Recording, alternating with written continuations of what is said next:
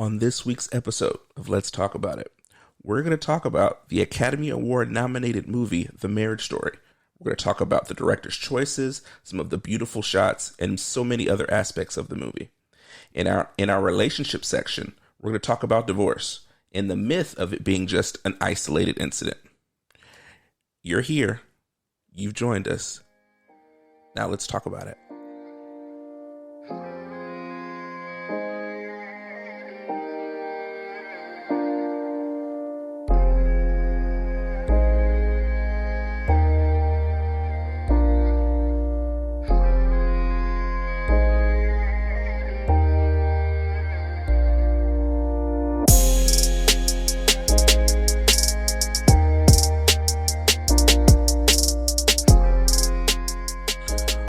Well, hello there, and welcome to this week's episode of Let's Talk About It. I'm Malcolm Morgan. And I'm Micah Morgan. And we're so glad to have you joining us today. Welcome. Micah, how are you doing today? Oh, just a standard level of exhaustion. How about you? Just dominating every day. Like the only way I know how. Yeah. I'm exhausted as well. Just really in need of a vacation and some real rest. I will say, though, you have been really good at dominating in terms of still being productive somehow and still being nice to people. It's just really nice. Just really nice to see. You inspire me. She's so nice to me, guys. I don't feel that way. Thank you so much. It's funny how you can feel completely different on the inside. I think my to-do list would have a much different experience than you do. Who needs them? So, Micah, what are we talking about today? What are we talking about today? I'm excited because what we're talking about is proof that you were right about something that I should have just been. Maybe we should change that. The name of the podcast, you were right about something. You were right about something. But no, y'all. So Malcolm had been trying to get me to watch the movie Marriage Story for, I don't even know how long. It had to have been pretty much since he heard about it. Yeah, I just heard some really good things about it. And this was prior to it getting all the awards and stuff, but the buzz started coming about it before it came out. And then when it came out and it was free on Netflix, I was like, there's like a no risk proposition. It's not for you. So for those of you listening, thank you again, by the way. We have referenced, I believe in our second episode, maybe first, my disdain for movies that have a romantic plot of any kind. Absolutely. So briefly, I avoid romance movies like the plague, and I made the incorrect assumption that Marriage Story was solely about romance, and I determined that I did not want to see some flattened storyline about the complexity of relationships and love. Because that is how I define all romance movies. That is absolutely true. And so, guys, let you guys know, I know this about my wife. So there's some stuff I don't even suggest we watch. So this type of movie, I thought was different. And so what I actually did was saw it first. That was the first thing I did. Because I saw it first without her. And so after I watched the movie, I had a very strong reaction and texted her a bunch of stuff that I was sorry for. Which was beautiful. And she completely was caught off guard, did not know what happened. I had no idea. And so then I talked to her about the movie, and I was like, I know you don't like movies that you think are romantic. This is not a romantic movie. It is not, y'all. I was so wrong. So that is the first thing we are going to be talking about today. So right off the bat, you've already heard me say Malcolm was right. Yes. And I will also say, if you have not watched this movie, please do. It is so well done. Some things that stand out already are just the screenwriter. However, let me see. Do I remember who the writer is? Do you know how to pronounce his last name? Noah Baumbach, I think. Baumbach, I but believe. I'm not sure. Yeah. we're sorry, Noah, if we butchered your name, but Noah had this way of writing the script that just had this rhythm that had so much life in it. Like, you, listener, may have noticed there's some movies where it feels like a movie, and the lines feel planned, and you could even sense somehow that like the actors and actresses are waiting until the next person says their line. There was nothing like that in this movie. It was just like the pace felt like real life. I mean, to me, it reminds me of a play. Well, that, but I think what I specifically was thinking of Aaron Sorkin and like West Wing and Social Network, just the way that the dialogue kind of just pops. And didn't they also do was it Newsroom or Newsroom? Yeah, Newsroom, on HBO. Yeah, it just pops. I don't know how else to describe it, but it moves. It feels natural, and there's a give and take without it being you talk, I talk, you talk. Right. There's some overlap, and I think that's a mistake that a lot of like young writers and directors make, is that they try to leave too much space for everybody to say what you want to say, and it's not natural. Yeah, and who's to say if it's the writer, him or herself, that's doing it, or the actors, you know? But like the chemistry between the director's choices and even like the way scenes were shot felt as if you, the viewer, were like living life with the people on screen. You didn't really get the sense that you were watching it. And that, in combination with the rhythm of the lines and how it just felt so conversational and so present. And then, goodness, the main actor and actress. So we've got Adam Driver and Scarlett Johansson. Which is probably another demerit on this movie, because you're not a big Scarlett Johansson fan. I wasn't. And I was also wrong about her because she came out with some actress chops. What was the scene that just like I literally had to pause the movie and just like sit? There was a scene where, was it the lawyer scene when she's sitting with her lawyer? Yes. Yeah. Oh my god. She sits with her for the first time. She has this consultation with her lawyer for the first time. There will be spoilers, guys. Sorry. Oh yeah, my bad. We didn't give you a warning. Yeah. Spoiler alert. But there's this moment where she's telling her lawyer, her divorce attorney, for the first time, just kind of her story. And so Scarlett Johansson's character is Nicole, and I believe the lawyer, she's played by Laura Dern. Yes, who actually won Best Supporting Actress. Did she? At the Oscars, yeah. I think she won the Golden Globe for it as well. Yeah, she acted her face off as well. But you see Scarlett Johansson / Nicole telling her story, just just giving the summary of how her and her husband got here. And I believe it was a continuous shot monologue that lasted maybe it felt like 12 minutes. But because she was so present in that moment with you, and like the nuances in her facial expressions and her tone, and she's getting up and she's using the space of the room, like almost as if anybody who's telling their lawyer about their divorce probably would, they're fidgeting, they're pacing the floor, they're trying to gather their thoughts. It was perfect. So I literally just had to pause and just sit there like, what just happened? That was beautiful. And you really felt like you were experiencing that with her. Yeah. There's just they did a really good job of both of these actors, allowing them to give you really raw moments of emotion. Very raw. None more raw than the argument they have at Adam Driver's character's apartment, where they're just really unleashing all of the resentments and anger. Years worth of resentment. And so to give you guys a little bit of background about the movie, it's this couple who, one is an actor, one is, I guess, a director and owner of a theater company. And so they've grown up together. Now, I don't know if they've grown up together, but they met in New York, got married. And basically, long story short, this actress gave up whatever career she could have had in order to really invest her energy, her time, and her talent to help her husband develop his theater company.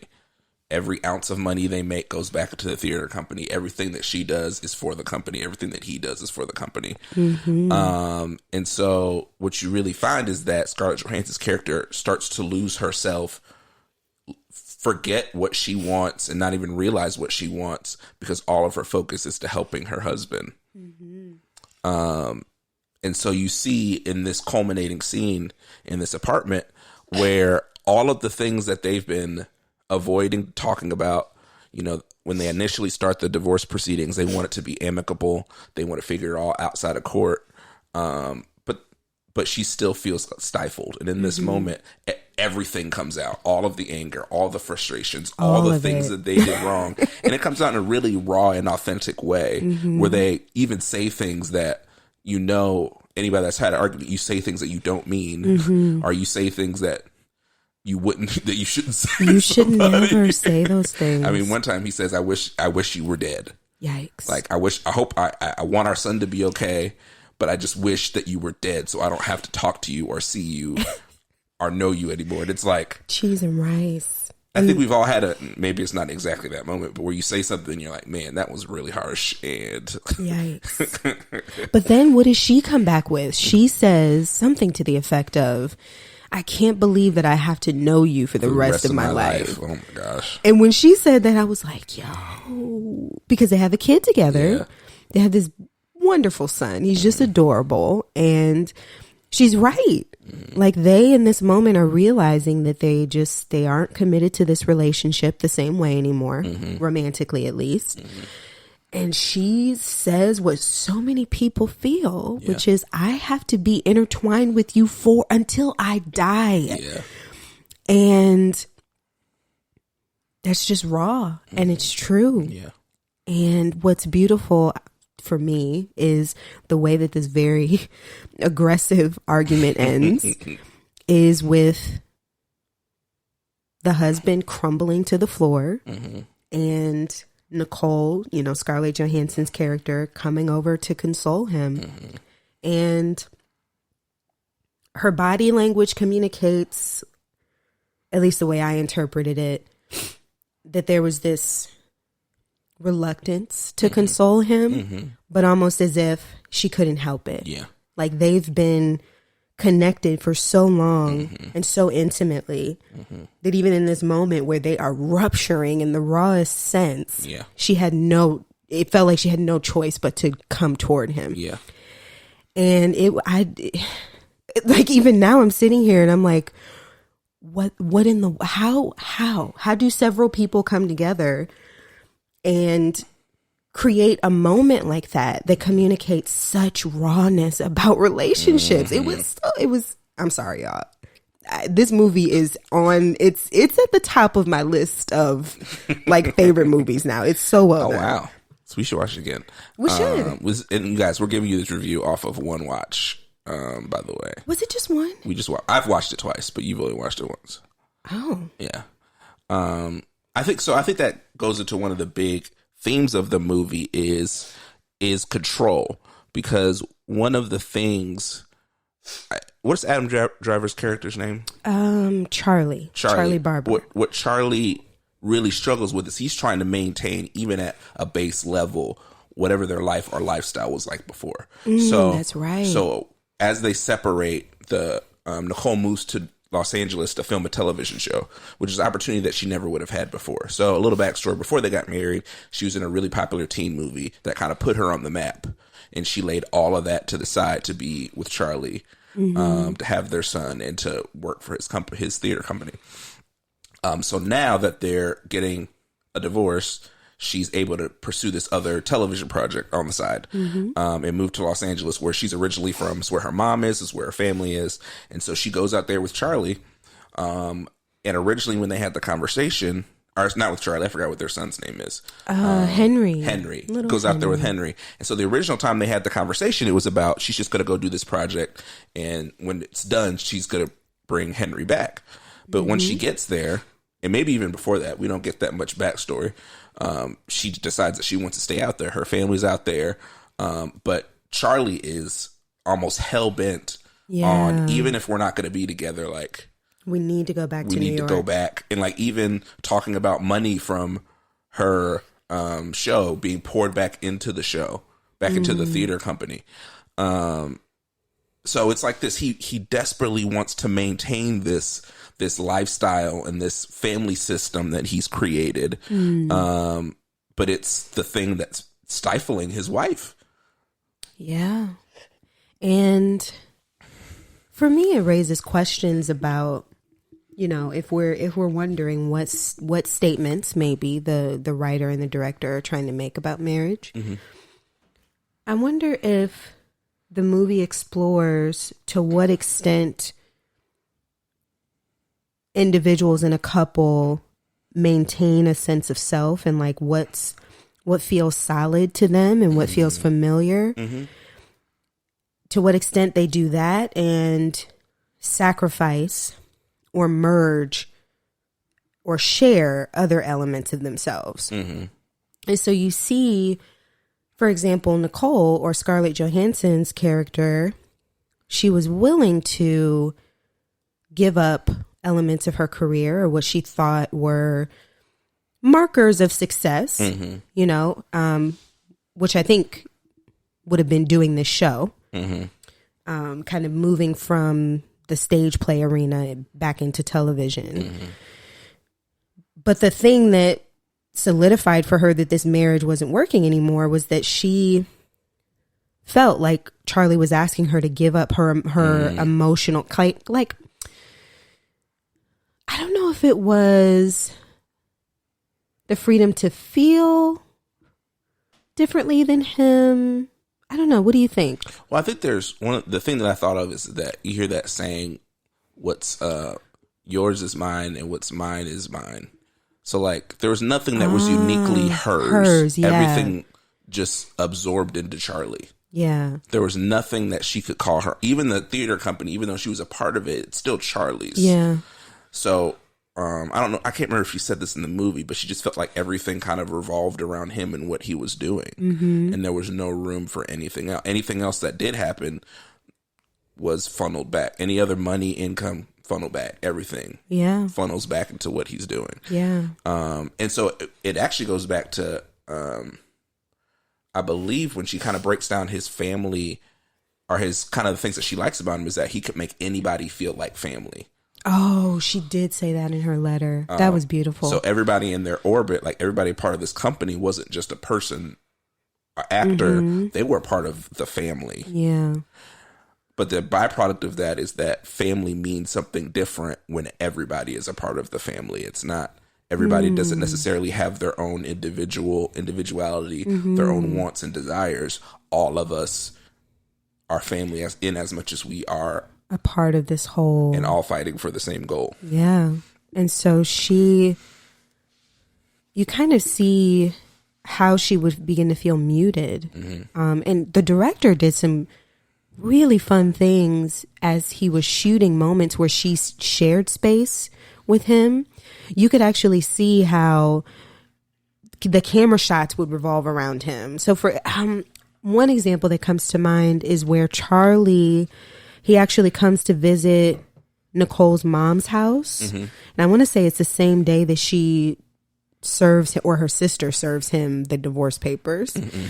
And the scene begins with Nicole or Scarlett Johansson, her sister, and her mom alone in the kitchen. And they're kind of planning out how they're going to give Charlie these papers. But as soon as he comes in the room, first of all, he's extremely tall. I keep forgetting how tall he is, but you know, he's towering over everyone, and you can kind of see the camera just kind of circling around him as he's interacting with the sister and interacting with mom as he comes in. I think he even like picks her up at one moment and, you know, just to say hi. And you can see how Scarlett Johansson, she just kind of starts fading into the background as everyone else is interacting with him. And I thought that was a really beautiful way for the director to like visually communicate that this is what her life has been like. That when he enters into a room or when he enters a relationship that she shares, she ends up getting pushed to the periphery or pushed to the edge. And Yeah, that can make someone feel small after, goodness, how long? I mean, they were married for more than a decade, I believe. Mm-hmm. And then you look at, I think one of the aspects of the conversation they had in that apartment, he says, you don't really want a voice. You want to complain about not having a voice. Yikes. But did she? I think I think in that moment, in that raw moment where he said that, he felt overwhelmed. Because here's the thing, as she was disclosing that she felt stifled and suppressed, he shared that he felt like he was under this unquenchable requirement to give her and their son a good life. And so there's this blaming that's happening from both angles where he didn't even really, I think at that point, because he felt so suppressed by this imagined, because I don't think she ever said, yeah, give up all your dreams and like work yourself to death to give us this life. But he perceived that. And because he perceived that, he couldn't really hear her say like, no, I really do want to have something unique about me. But he just heard it as, no, you just want to complain about not having something unique about you. And it's kind of sad how neither of them were able to hear the other. Yeah. So a little bit as we progress through the movie near the end, the divorce fight gets really hectic and bad. Brutal. They both get kind of cutthroat lawyers, and they're asking for stuff that wasn't originally on the table, and Charlie has to end up buying a place in LA as well as the New York place to be close to Charlie, to look good for the court and all this stuff. And so that's kind of where we get to this big argument. And so but by the end of the movie, after they've had this big blow up, the thing we didn't talk about was Henry getting caught in the middle of all of this. Oh, poor Henry. He spent all this time in LA with his mom, but then when his dad is there, he's not really there. He's, focused on getting a lawyer or how little money he has because of the lawyer, right? And having to live in two places. And so Henry, I think it's Halloween. I think it's Halloween. Charlie was to spend time with Henry on Halloween, but Henry spends the early part of the day with, I guess most of the day with his mom and his grandmother, and they go trick or treating and all this stuff. And by the time he gets to Charlie's house that night, he's like, I don't want to trick or treat anymore. So Charlie is obviously upset, like, no, like this is our time together. Like, and so he grudgingly goes out with his dad, but it's so late, no one is out giving candy anymore, and Henry is like done with the whole experience. And what a heartbreaking metaphor, for this kid to, and no couple says, oh my goodness, I really want to go through a divorce and put my kid through that. No one begins this journey that way. And so I was always like, throughout this movie, I think the writer and the director did a great job of just keeping you in kind of suspended judgment, so that you weren't pointing fingers at the wife or the husband. Like, you could just feel this, like, man, this is just heartbreaking and no one chose this. Even though they did choose it, but it just, things deteriorated to this point. But what a heartbreaking metaphor for a kid to be like, yo, I'm so tired of whatever this is that my mom and dad are going through, that I don't even want to trick or treat anymore. I don't want to walk to people's houses and get free candy. And so I think it just, it pulls to the forefront the exhaustion, the emotional exhaustion that comes with divorce, with redefining a marriage, redefining a relationship rather, to something different than a marriage. I mean, it affects the whole family, which I think brings me to that moment. I know this kind of goes a little bit backwards in the timeline, but the same moment that I described where the husband comes in and, the camera shots are whirling around him as he enters mom's house, and he picks up mom to say hello and blah, blah, blah. Just before that, Scarlett Johansson is trying to explain to her mom how, no, like you can't be his friend Can't anymore. be friends anymore. Like, you need to have some boundaries with my ex-husband. First of all, that's a cardinal rule in any relationship. Once we break up, you broke up too. You broke up too. There's no, you have a relationship with them outside of no. What was she I think mom was trying to have him come to vacation. I can't remember. It was something way too intimate to do with your ex-son-in-law. Yeah. That's the point of the story. But even that moment, you know, calls to the forefront that it really does affect everyone. Like, even mom had to grieve their marriage because she really did like Charlie. You know, she wasn't married to him. Yeah. She didn't experience his ego the way that Scarlett Johansson did. So it's just really, it's sad.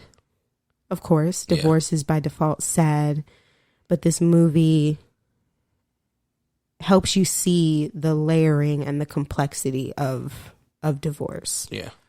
Or just relationships in general. Oh, another thing that I thought of, which in that scene that you mentioned with the lawyer, she talks about how she always wanted to direct.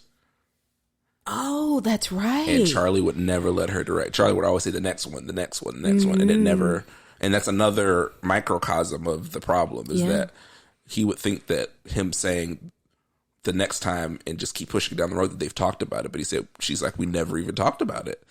Yes, that was the thing that kept coming up is you would hear Charlie say, yeah, we talked about that. And Scarlett Johansson would be like, no. I mean, we talked about it, but we didn't arrive at a decision that welcomed my viewpoint as much as yours. And it was so interesting how he kept perceiving those conversations as like, no, like we had a conversation about it. And I've seen that frequently in relationships where there's this disconnect where one person is like, no, I was hoping we would arrive at some kind of agreement after this. But the other person on the other side is like, well, no, like we said a bunch of stuff back and forth. That means we talked about it. And that's not, I would say, this is just my opinion. That is not what that means. That is not. So my transparent moment of the podcast, after I watched that, I just thought about the early parts in our marriage, in our relationship, not even when since we've been married, but things that I was passionate about and wanted to do. There wasn't really a ask Micah if she wants to be a part of it. It was Micah likes to do this too, so she's going to be a part of it. And so it made me like rethink those moments, and think about those times where I, you know, started a project or started a company or started a group, and I just, in my metrics of figuring out how this is going to work, Micah's going to be a part of it because she's a part of me. Why would she not be a part of it? Which, if I asked, she might do anyway. But if you don't give a person a choice, you don't know how they want to spend their time. You don't know what's on their heart. What are their dreams and desires? So I had to like take a moment to like look at myself in that movie and be like, you know, there are things. For those of you that don't know, I love creating things, ideas, and companies and initiatives, whatever. And you're good at it. Well, thank you. And so Micah would just freely just be a part of it.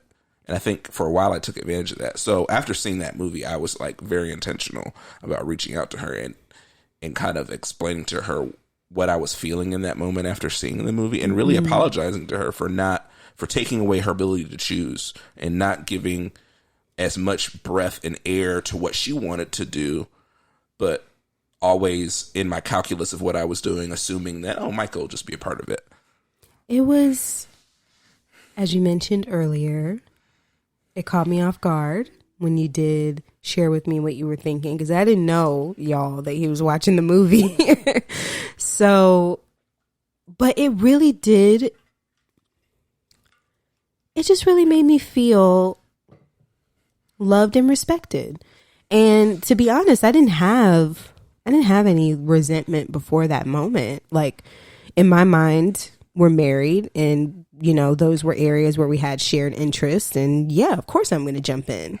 But the fact that he put words to, hey, Micah, I want to honor you by inviting you into things rather than just assuming that you're going to go along with it and join in. It just really made me feel affirmed as a person, you know, that my husband would just acknowledge and make space for me to say yes rather than being expected to oblige, you know, regardless of how I felt. And so I can imagine, you know, that moment was very significant for us because even now, like that has continued. It's not like Malcolm just stopped in that moment with that apology. I've noticed how he's begun to just ask like, hey, I got this idea. Do you want to join in or do you want to add this to it? And it's made me that much more excited above how much I was already excited to contribute. It makes me wonder what that would have been like for Nicole or Scarlett Johansson's character. Yeah. If Charlie had just said like, hey, I've got this idea for this production company. Like, do you want to be the main actress or is there something else that you want to do? Yeah. And how can I, like, what do you want to do? What do you want to do? Yeah. And how can I help you do that? Exactly. Yeah. I wonder how different it would have been. Yeah. Would they still be living in New York together? Would they still be married? Would they have got married in the first place? These are the questions. So this movie has so much to offer. Yeah. But for the sake of time, let's move on and explore what this movie has to say about relationships and divorce in particular. Yeah. I personally don't have any direct experience with divorce. I don't have any family members other than my mom. And I mean, now that I think about it, there's a couple. I think what I'm saying is I haven't had a front row seat. Okay. I think I've been very well sheltered from divorce. Because as I was talking, I was like, oh, no, there's some other family members and friends. Yeah. But yeah, for most of my life, I didn't see the details. I didn't see the impact. But recently, I've had people trust me with more detail in terms of what that looks like. And then, of course, I've had, you know, just various situations that have given me a closer look. And I think what this movie does well is it contrasts, I think, older tropes of divorce where time just kind of stops. And the screenwriter and the director, they hone in on the divorce and they focus on just the divorce and, you know, what dinner looks like at the table with the kids. And, you know, mom and dad are really terse and short with each other and passive aggressive. And it contrasts that with this very nuanced, keeps up with the pace of life, complex kind of picture where divorce isn't just this isolated event. Like life still happens and love still happens. You really see how Charlie and Nicole, in some significant ways, they don't stop loving each other. You know, there's even or admiring each other, or consoling each other, or you know, being a team as parents together. Those things keep happening, and I was really taken aback and refreshed by how the writer and the director really honored people who have gone through divorce by just acknowledging that they're going through this while life is still happening. Yeah. If you look at, you know, looking at the instance of Charlie, who is still trying to put on productions, his one of his shows, I believe, either goes on tour or goes on Broadway. I can't remember. I think Broadway. Yeah, and he has to keep leaving to come to LA to either spend time with Henry or to deal with whatever's happening in their divorce. And the show ends up failing because he can't be there. And so, like you said, life continues to happen. Like everything doesn't stop to deal with your divorce. Like you got to deal with all the other stuff that you've been holding off with one arm. Now you've got to deal with divorce. Yeah, as well at the same time. At the same time. And I think you see with any divorce, what's hard is the evolving of the relationship. Like the relationship doesn't just end.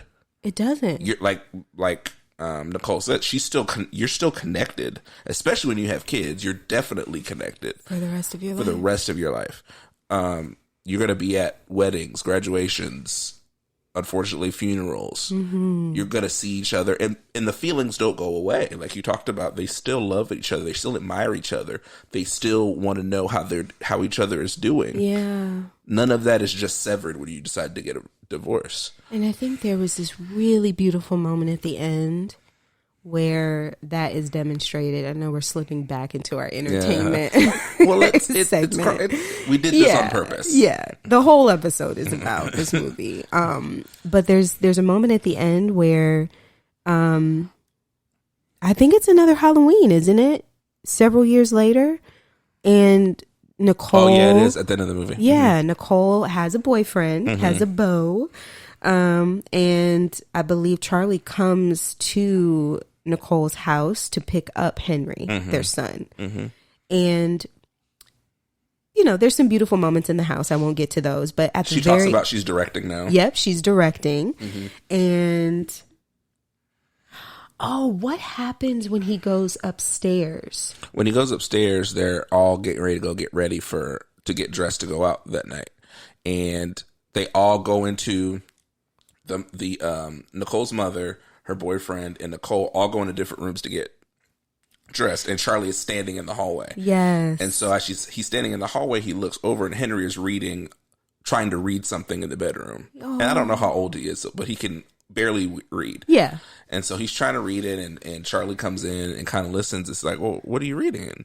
And he pulls it up, and it's a letter that they wrote in their last counseling session before they officially decided to get divorced. Yes. Where the counselor asked them to write what they love and admire about their spouse. Other. And Charlie had never heard it. In the opening scene of the movie, Nicole doesn't want to read it. Nope. She's so done that she doesn't even want to read it and bring up all that stuff. Yeah. And so after I don't know how far this is after the divorce, but everything is officially done.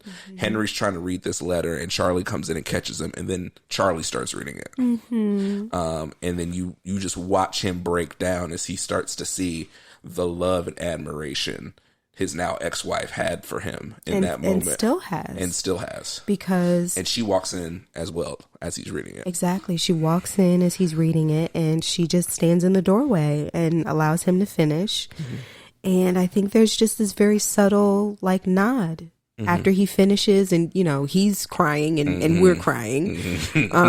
And she just nods and just kind of says, "We'll meet you downstairs."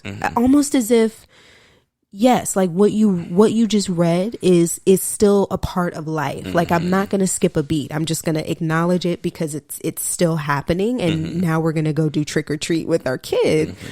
So beautiful. And then the director continues the symbolism where at the very end of the movie, Charlie's shoe is untied. The husband's shoe is untied. And Scarlett Johansson's character, I think, just bends down and taps his foot and ties his shoe and stands up and says, "Be safe." And the movie ends. Yeah. And you just sit there and you're the subtlety of it was so profound that even after the divorce, even after the knockout fight that they had where they're saying things to each other they should never say, and after they've moved to different places, and I forgot the other detail at the end of the movie. Charlie moves to Los Angeles and starts teaching a class at a university there. So life is no longer revolving around him anymore, right? So I don't know, just I think a very well done statement on the nuance of how relationships evolve through divorce. Yeah. And again, we acknowledge that no one walks down the aisle anticipating divorce, at least, no one does. Yeah. Right. So it's a very sad thing, but the way the movie was done, it added beauty to this evolution and to seeing these two people still respect each other and still share life together in new ways, even after the divorce. Yeah. Yeah. I mean, if we get really, really deep into the, I don't want to say metaphor, but if you say the process of two becoming one in marriage, it's these two people that are working towards becoming one flesh, right? And so divorce is the hard uncoupling of that. Ripping apart, yeah. And so with that is pieces of you may get left in the process. Yeah. Some of them may stick to you. Some of you may stick to them. And it leaves a hole, right? And it can be tough for a lot of people to recover from that, especially if you've been married or together for a long time, or how intertwined your lives are. Yeah. There's, for lack of a better word, there's residue left over after. I like that metaphor. I think for me, I'm hesitant to embrace the leaves a hole metaphor. Yeah. Because I know that I've just heard people share candidly about how Western civilization, American culture, its obsession with marriage has basically reduced singleness and divorcee-ness to like a subhuman almost existence. And so what I appreciated about this movie is that you see that there are some ways that Nicole and Charlie evolve beyond the point where they were while married, that they become whole in ways that they wouldn't have been able to do while married. Yeah. And so I like the residue metaphor because it's like, yeah, like there are ways that we were attached, that we get attached, that will be permanently different after we're divorced. But we aren't less of ourselves. Yeah, that's good. And so I just felt really endeared to these two people, like the whole way through.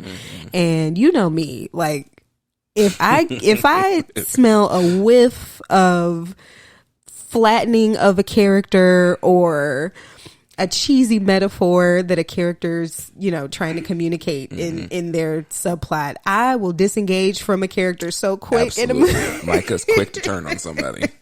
Real quick. But these characters were so complex and just so nuanced. It was really difficult to do that. Yeah. Even the husband. The husband had some rough moments there. But by the end, you're like, okay, I understand why he is the way he is. Yeah. So we've obviously spent a lot of time thinking and talking about this, but we love to hear what you guys think about the movie. Absolutely. How this makes you change your thoughts about relationships, marriage, divorce, and maybe what this new thoughts this brings to your mind about these topics. So use the hashtag talk about it POD. We'd love to hear your thoughts. We'd love to continue this conversation beyond the podcast. And you can also connect with us on social media. On Twitter, I am at Malcolm M Music. And I am at Spoken Worship. And we would love to hear your thoughts on this episode, on the movie, and about anything else that we've talked about on the podcast. Once again, this is about us having a conversation, but it's about us as well joining you all in that conversation. So Micah, give us the breakdown of what we talked about and learned in this episode. So in this episode, we offered a review of the amazing movie Marriage Story starring Adam Driver and Scarlett Johansson.